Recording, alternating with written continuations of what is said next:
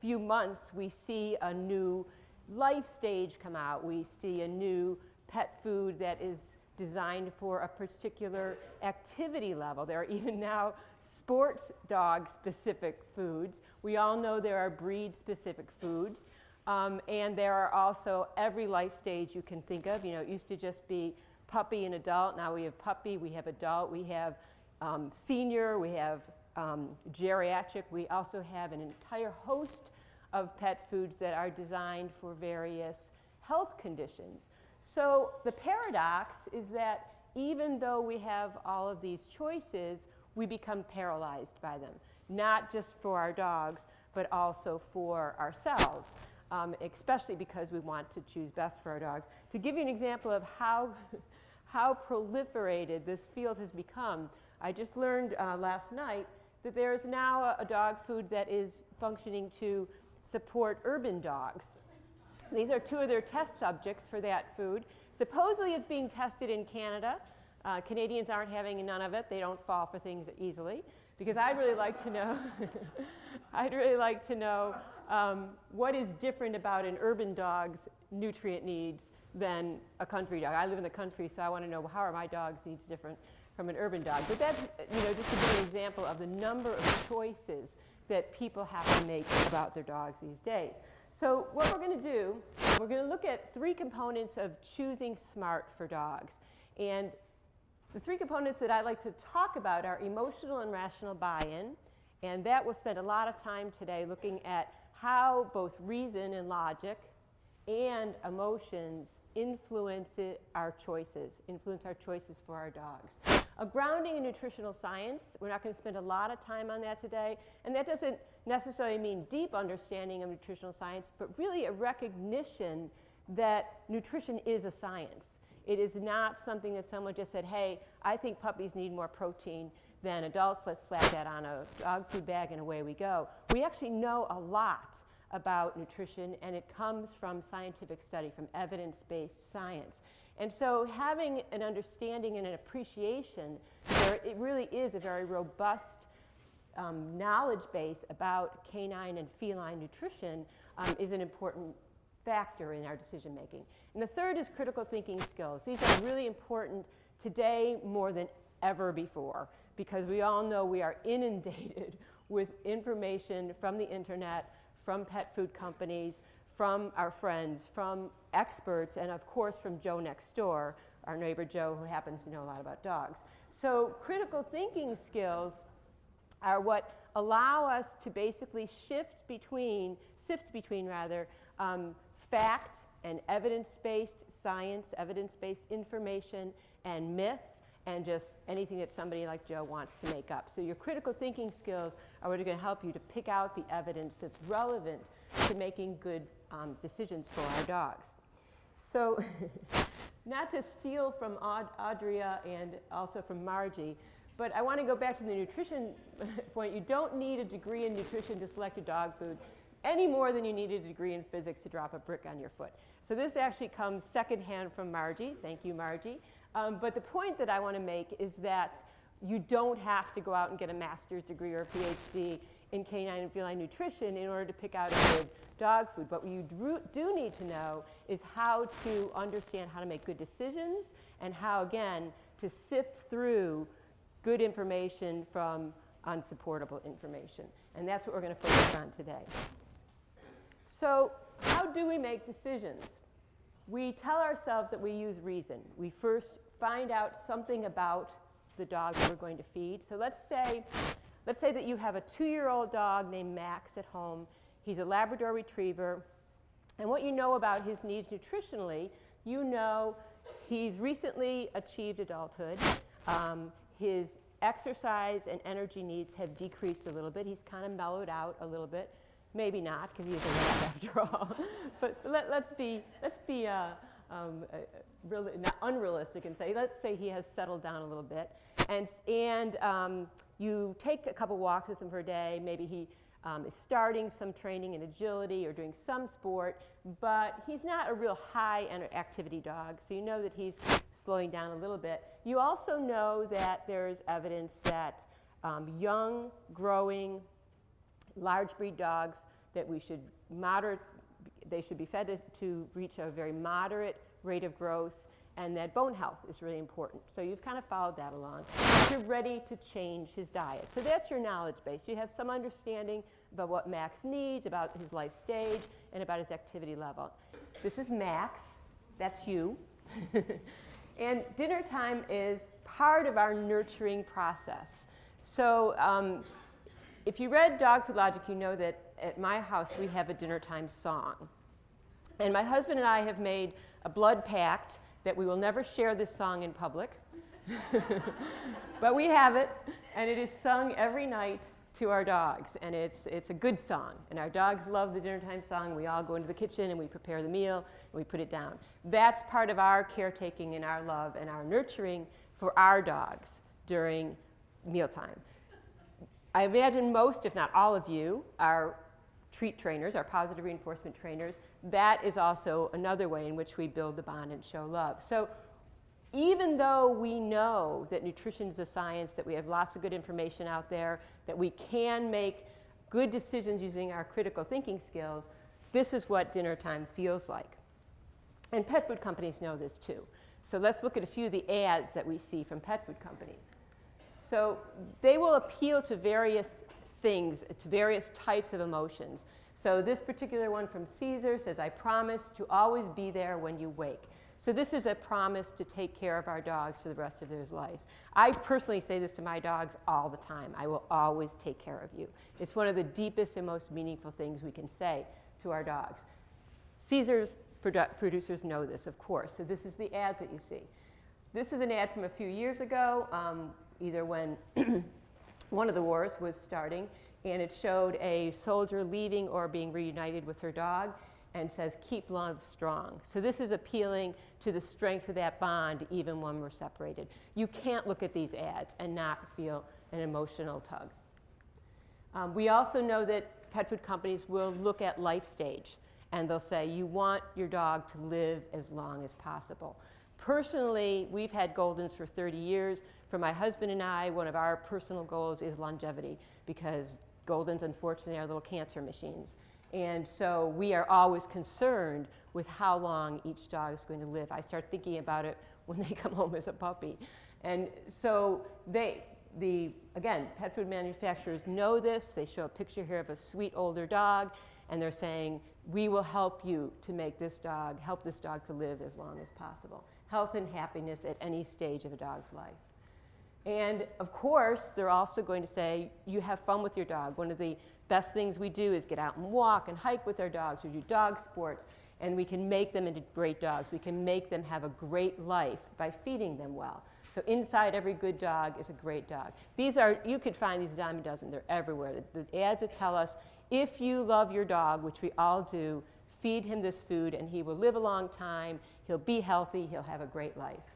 And the last one, this is actually a UK brand, but I really love this ad because to me it speaks to shared experiences.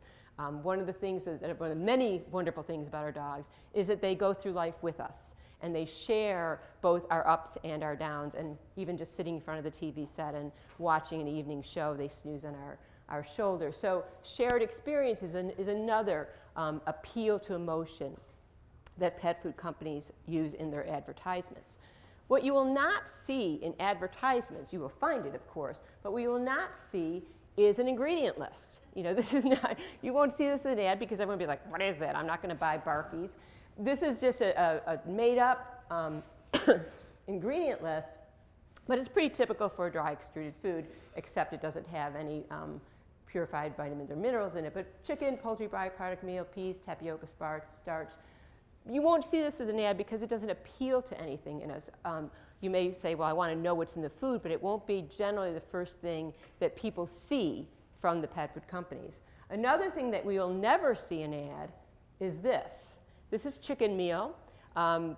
Fish meal looks similar. It's usually a little bit lighter in color, but chicken meal is a primary protein source in dry extruded foods. Pet food companies, of course, know not to show this because it looks like cornmeal. It's not appealing to anybody. Instead of what you'll see on a label, and it's perfectly legal, is you will see a roasted chicken, even though there's no such thing as a roasted chicken in the food. So I'm not making this point to disparage pet food companies, but only to make the point that they know full well that emotions are an extremely important component of getting our buy-in into decision making about our dog's nutrition and picking of food. So let's come back to those emotions. So how do we make decisions? We now know that emotions definitely influence our decisions with our dogs, certainly influence how we think about feeding. We love our dogs, we nurture them through feeding. Caretaking is similar, and of course concern for longevity and for health. So our emotions are an important component in our decision making for choosing a diet for our dog. So historically, reason and emotion were thought of as separate and distinct ways of thinking. You know, I grew up with a mom who would say, think with your head, not your heart. I've heard that. And that's saying to us, be rational, ignore your emotions. I always think of Dr. Spock or Mr. Spock from Star Trek. He was half Vulcan and half human, and he supposedly had this great attribute of being able to make perfect decisions because he had no emotions. And then you had Deanna, the empath, who just kind of went around crying all the time, and what good was she?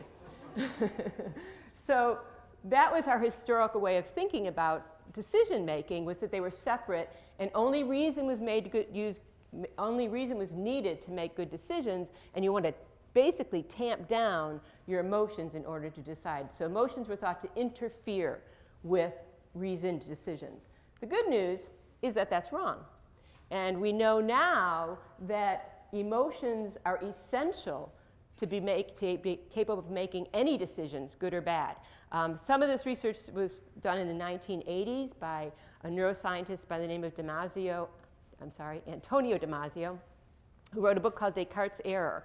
And he wrote about patients who had damage to different parts of their brains that would affect both their ability to feel emotions and their decision making. And they found that if someone had a brain injury that altered their ability to feel emotions, basically left them what's called a flat affect, and they had no ability to feel or express strong emotions, they would completely lose their ability to make decisions, even about the most mundane things, like should I go to breakfast today or should I stay home, or should I wear the blue shirt or the orange shirt.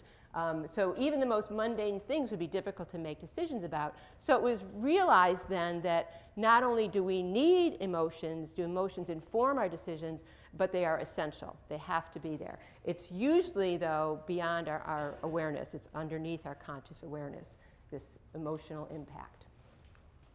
So this is simplifying it, and I'm not a neuroscientist, so any mistakes here are completely my own. But the limbic system is located in the brain's temporal lobe, and the amygdala is a center of emotional processing. I would probably say nowadays it's considered part of emotional processing. And what we know, as I said earlier, you have to have emotional input to make decisions. That's we know for sure. Usually that emotional input is beneath your conscious awareness. The other thing that we know is that our memories are stored with strong emotions. Our thought about memories is we think of it, the metaphor we bring up is we think of our memories as a snapshot. That if you think back to an important time in your life, a birthday that was very important to you, or a wedding day, or the day you got your first puppy, when you pull that memory up, you basically are pulling up a little packaged piece of memory that is attached to the emotions of that day. And the emotions actually are what are most important for remembering that memory. Your brain then fills in the details for you, but unbeknownst to us consciously, the details change. Basically, that memory degenerates over time or degrades over time and becomes quite different from what we think it did. Even though those details feel real and feel like they are totally accurate, they degrade over time and they change. This is, again, known today. What doesn't change is the emotional component. And this is where that emotional component informs and affects your decisions that you make today. So what we understand is that you need emotions to make decisions. They affect often without our conscious awareness.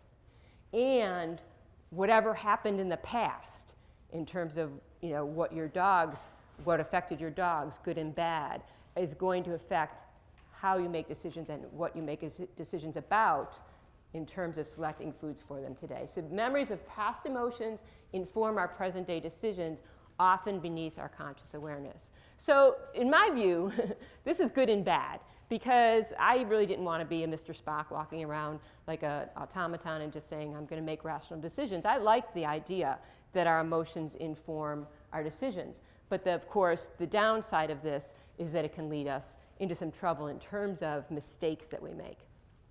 So we know then that we need both reason and emotions to make good decisions, and that emotions sometimes affect without our conscious awareness. We also know that emotions are going to have the strongest influence upon your decision about how to best feed or how to best care for your dog, with three factors in place. And the first of these is when there's a strong degree of empathy, when we must consider another's welfare and needs. That's always in place with dogs, right? You're always considering what's best for my dog. The second criterion, or the second factor, is when conflict is in place, when the decisions that you're having to make may go against your own self-interest. So in terms of choosing for our dog's health care, what comes to mind for this for me is a food that might be too expensive or unavailable, or vet care. If we get out of the nutrition realm, vet care that may be very expensive, but we're deciding, can we afford to do this? When there's some type of conflict that goes against your own self-interest, emotions are going to be very, very strong in affecting your decision making. And the third would come back to our basically choice paralysis, when there are too many options. So basically people say there are too many options, what feels best? So they're going to pick the option that their emotions predominate. And you could probably see right now where this would get us into trouble in terms of selecting the most healthful diet or healthful food for our dogs. So that brings us to the mistakes part. The rest of this talk, we're going to look at what are called cognitive biases and logical fallacies. And hopefully, I'm going to challenge even some of your cherished beliefs about dog nutrition and feeding. And that doesn't mean by challenging that I'm going to say you're wrong, because that's not it at all. The whole point of challenging beliefs is to make you use your critical thinking skills to look at them and say, why do I believe this? What evidence do I have to support it? Is there conflicting evidence? And have I paid attention to that conflicting evidence? And how will that affect my decision? So by challenging, I'm just saying, let's put this out there. Let's think about some of our cherished beliefs. I certainly have plenty. And whether or not those are supported by good evidence. Because we know that we have this tendency towards biases and logical fallacies that can get us into trouble. And we have those because of the emotional component of our decision making. So these mistakes are made, but they're not intentional. Because again, most of the emotional component that underlies our decision making comes about as a result of unconscious thinking. It's from your past, from the fact that you need emotions to make decisions in the first place. The cost is emotionally influenced decisions that are more emotionally influenced than they should be and lead to bias. So we're going to look at some of the primary biases that affect decision making for dogs. Again, the examples I'm going to use are all nutrition based, but as you're thinking this through, we're here for training and behavior as well, of course.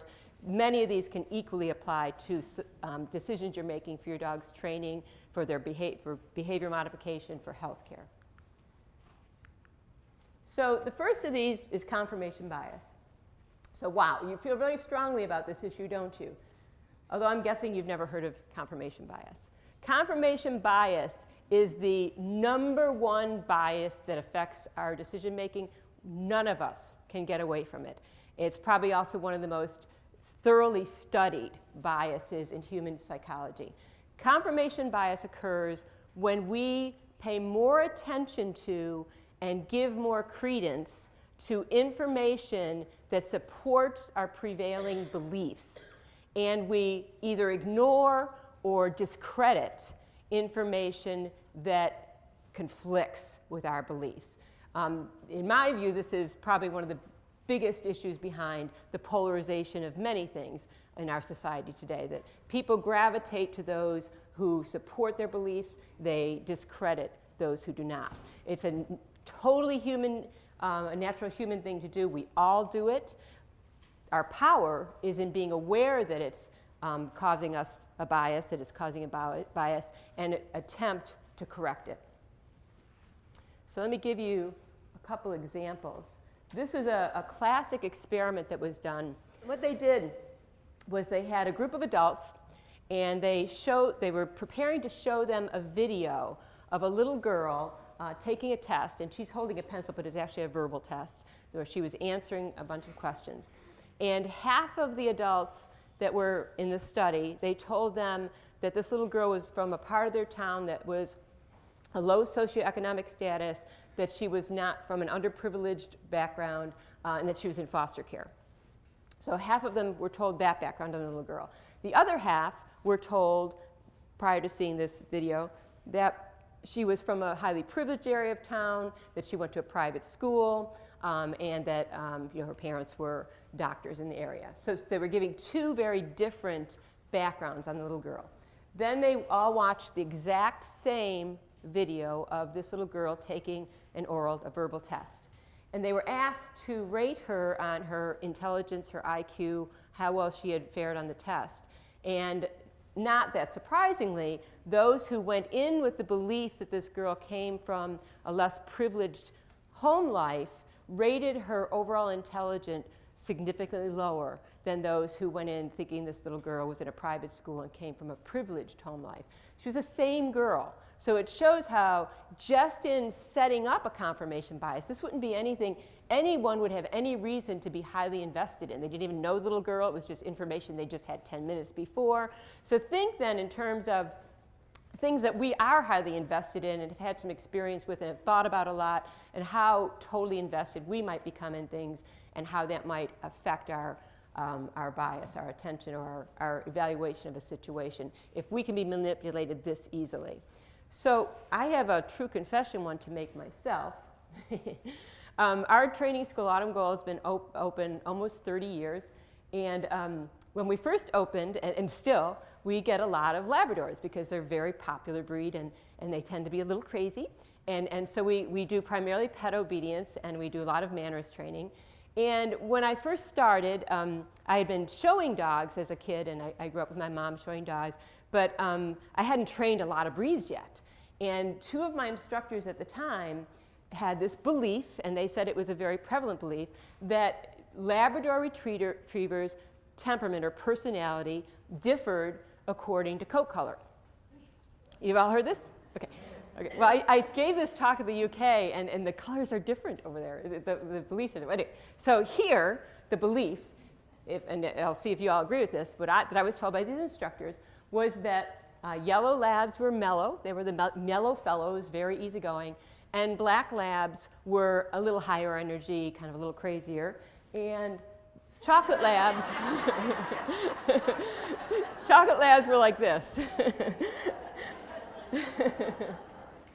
And so at the time, again, I had not worked with many breeds of dogs. So I was like, oh, that's crazy. How can that be? How can colors of a coat color affect a dog's behavior? And so we have a long profile, I think, sorry. We have a long profile that our students fill out, a behavior profile, before they come into class. And as the years went by, I always see the breed and the color, and they fill out the profile. I came to believe this, and I was basically brought on board with the belief that, yeah, they do differ. But I now have a confirmation bias, because when a form comes in and it says chocolate lab, I'm like, loaded for bear. I'm like, oh, this is gonna be fun. We're having this, crazy dog in class. And anything I read on the form, I know I'm reading that with that bias, whether or not it's correct. And see, that's the point too you have to keep in mind, is just because you have a bias doesn't mean it's wrong. You just have to be aware that we all look for confirming evidence. And I know that I do it with labs. In fact, I've gotten to the point where I wish they would just put Labrador Retriever and not tell me the color the coat color when I get that in. So interestingly, I should just do this in an aside, when I was in the UK, it was the yellow labs that they said were the crazies. And so obviously there are some regional differences in our mythologies, if they are mythologies, happen to be about Labradors. So we all have them. We just have to try and be aware of them when we're looking for confirming or disconfirming information. So that said, this is a little exercise for you. And you don't have to talk right now. Just write these down as we go through them. Okay. So I'm going to give you 4 statements. And I want you to, as I go through these, they all have to do with nutrition. I want you to think, which of the following statements do you most strongly agree with? And you may say, well, I don't really agree with any of them. Then just pick the one that you're on the fence about or that you disagree with the least. Okay, first one, dogs are carnivores and require a meat-based diet. And we'll just rate this, let's say 1 to 5, whereas 1, don't agree with at all, 5 agree with very much. 2, dry dog foods are unhealthy for dogs because they contain grains. And 3, many dogs have skin problems because they are fed a food that contains corn. Okay, so first one, dogs are carnivores and require a meat-based diet. Dry dog foods are unhealthy because they contain grains. Many dogs have skin problems because they are fed a food that contains corn. So those 3, just rate or pick the one that you most strongly agree with.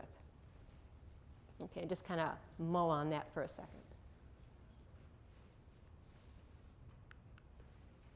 So if you have a belief of those 3 that you strongly believe in, what would it take for you to change your mind? So would it take scientific evidence? Would it take an expert opinion? An expert meaning other dog trainers or nutritionists or a veterinarian? Would it take advice from your dog training colleagues? Would it take personal experience? Or would it take nothing? And if you're thinking, nope, ain't going to change my mind, you might want to start thinking about confirmation bias. Because if we're that married to a statement, because there were actually bits and pieces of truth and falseness in each of those statements, if we are that married to a belief and we say, I am not going to believe anything I read, nothing will change my mind, then we are basically, where do you go from there? Because that's how science works. Science works by providing us with teeny bits of evidence at a little bit at a time that changes things in very small increments. Very rarely do we get this huge paradigm shift, very small increments as we get more and more information. So we always need to be challenging our beliefs about not just nutrition, of course, about training. Look where we are today with training. I grew up in the 70s training dogs, and things were not like they are today, I'll tell you that. So we've come a long way in what we understand about dog behavior and training. We've also come a long way in what we understand about nutrition. Doesn't mean that everything's right, that's for sure. That's what science is there for, is to challenge things. But we also need to challenge ourselves. So another very common, this is actually a logical fallacy that we have, is what's called the post hoc fallacy. And we read this: I ate a loaf of bread, I got a cold a few days later, therefore I must have gotten sick from the bread I ate. Post hoc fallacy refers to after this, therefore because of this. So basically it's saying, since event Y, I got sick, followed event X, I ate a loaf of bread, then Y must have been caused by X.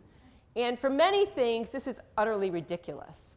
Yet, this is often what happens, especially when we start messing with a dog's diet. The post hoc fallacy, I think, is even more prevalent when we look at dietary choices with dogs than is confirmation bias. It's often shortened simply to post hoc fallacy. So let's look at some examples. The rooster crowed, the sun came up, therefore the rooster made the sun come up.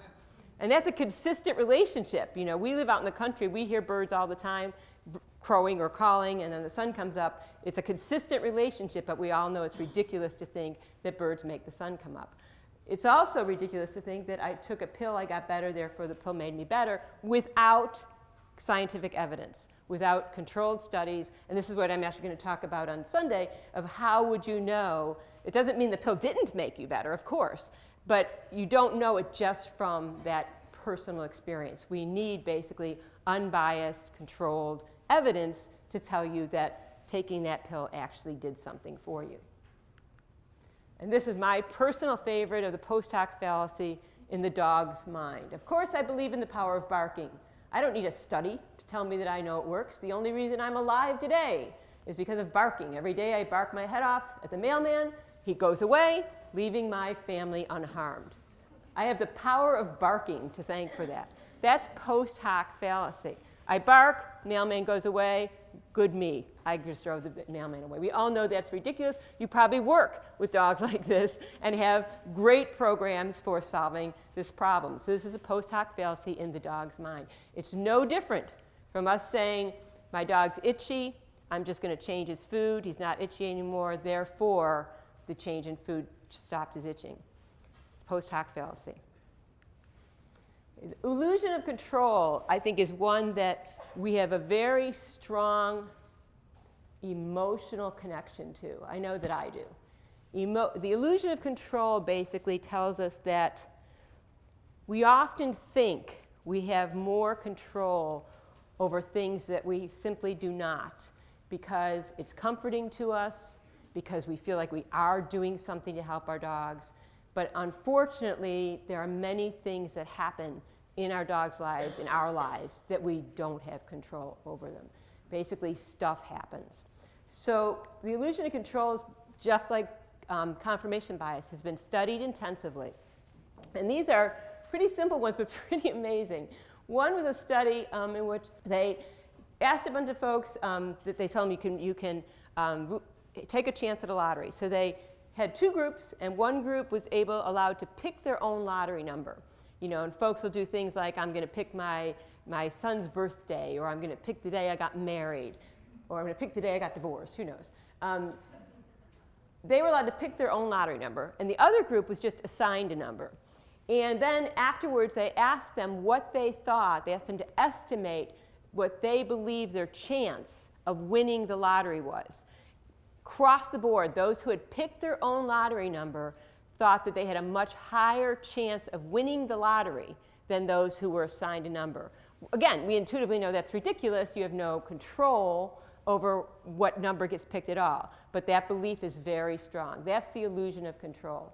In another little more serious study, a study at a university, a bunch of college students basically were first assessed psychologically to determine how strong their illusion of control was, because people vary in this as a psychological measure. Some folks think, oh my gosh, you know, I'm not in control of anything, and other people think they can control everything. They're the cats of the world, Steve. They're control freaks. So the people have some have very strong illusion of control, some have very low. And what they found was the students who had the highest perceived illusion of control were those that tended to text while they were driving and tended to think that they drove very well when they were texting while driving. So this is kind of scary stuff. Those that did not have a strong illusion of control didn't tend to text while driving and didn't have this belief that they were infallible. So again, if you have that illusion of control, we think we can do more for our animals than we can. So sadly, there's a disconnect here. We do have complete control over what our dogs eat. We have complete control over when they eat, how much they eat, and what they eat. But that is not the same as having complete control over their health and welfare. Sadly, I wish it did. And I wish I could say, yes, there's a miracle food out there for every dog. It's going to make your dog live to a ripe old age. It's going to prevent cancer. It's going to prevent all types of health problems. There are just too many factors that influence our dog's health and their behavior that we could say one approach to nutrition or one approach to diet is going to solve that. And we, quite personally, don't have control over most of those factors. We have control over some, but not all of them. Tips to avoid cognitive biases in decision making. These are just a few general tips for you.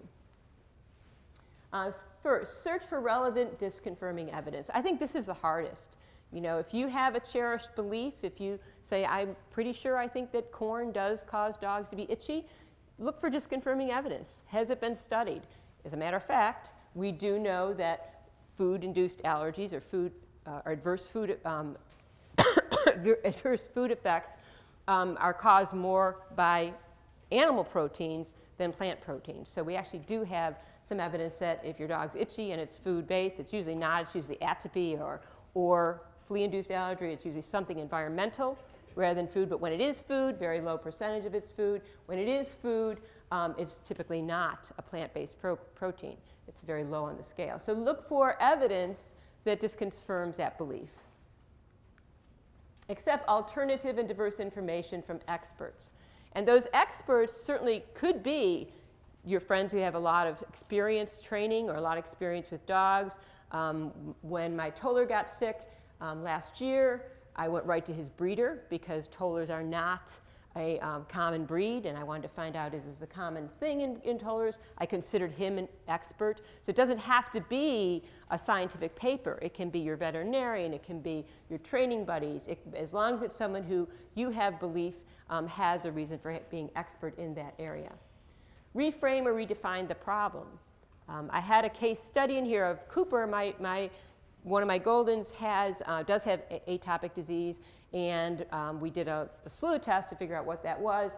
And at some point, redefining it meant looking at, well, when exactly is he itchy? He's not itchy all the time. He tends to be itchy seasonally. So we kind of looked at the problem from a different way in terms of we considered every factor. Or you may reframe the problem in terms of thinking maybe this isn't, maybe I shouldn't worry so much about a particular ingredient in the diet. Maybe I should think more in terms of where the ingredients are coming from or what this company's reputation is, other things that are important to me. And I think this is the most important. Avoid the potential for escalation or further emotional investment in faulty or premature decisions. I think the illusion of control, post hoc illusion, really affect this, is that we feel we can control everything. We latch on to one issue. It might be, no grains in the food, or raw and not cooked, or whatever it happens to be at that moment, and just latch onto that and say, I'm going to believe that this is the holy grail of feeding dogs, and no one is going to disabuse me of that belief. That's what we need to avoid. So here's another exercise. And again, you can just keep this yourself now, but we can, if we have time at the end, we can open it up and talk about it a little bit. So are there examples in your own life with dogs of a potential confirmation bias? Do you have beliefs that you strongly believe, and we're sticking to nutrition here, but it can really, again, have to do with anything, behavior, training, that you tend to only seek confirming evidence and you strongly avoid disconfirming evidence?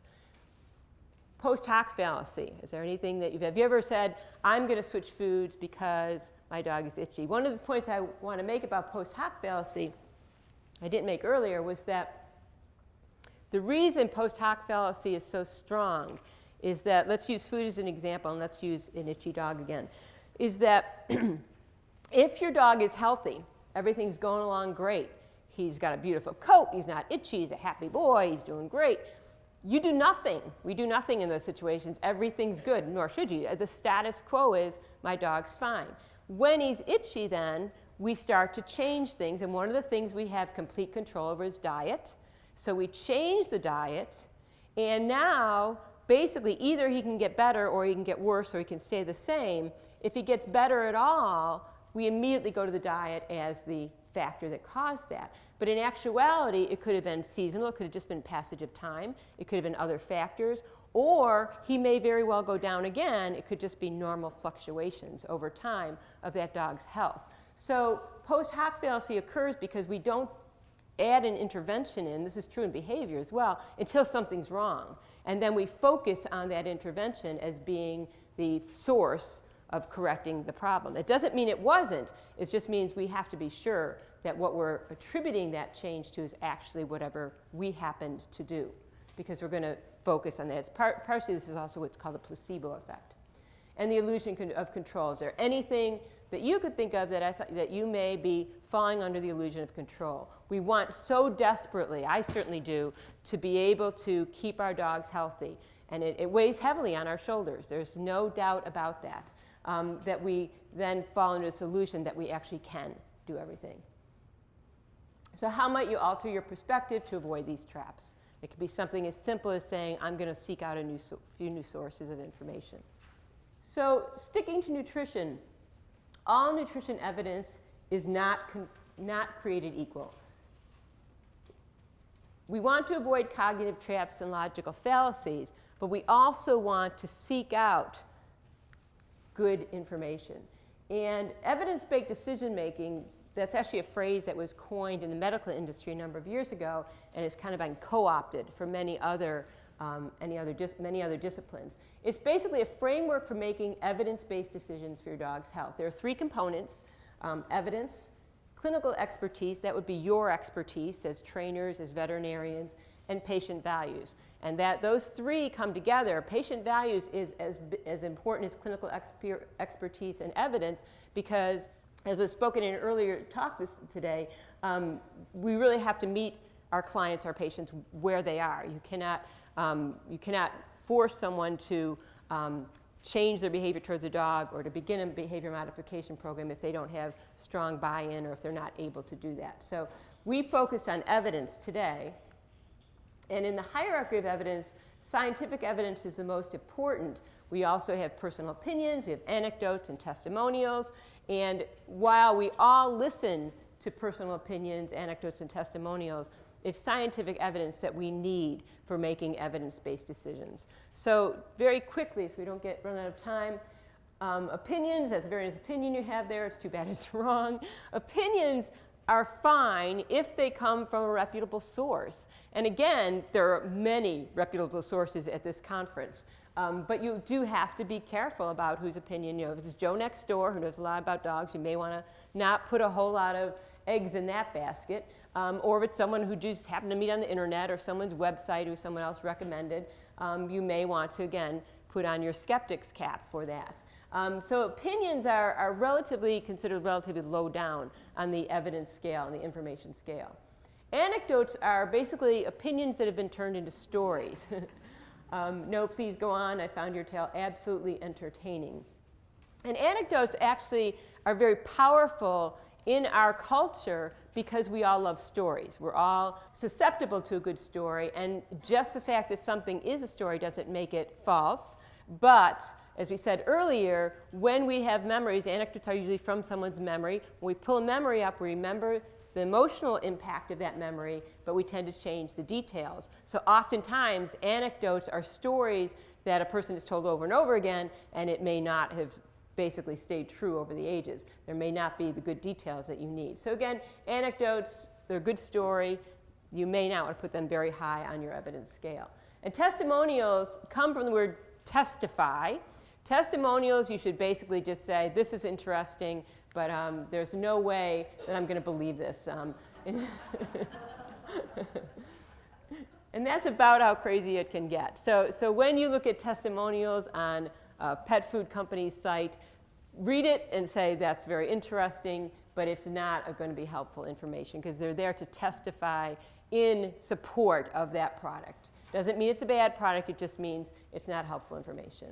So usable evidence are scientific studies. They should be a primary source. That doesn't mean you have to go out and get scientific studies. Nowadays, there are many, many sources for this. There are a lot of science writers who are writing blogs, and there are many science-based sites that just summarize both for human medicine and companion animal medicine. Certainly for behavior and training, there are many great sites that take scientific studies and bring that information to the people who need it. Review papers, systematic review is the gold standard of a review paper. That means they've looked at all of the primary studies that have been done and have reviewed them and said this is where the evidence lies for this. In the dog world, both in behavior and in nutrition, these are pretty rare because they're very costly, they're very time-consuming and tedious to do, but they're the gold standards in terms of evidence.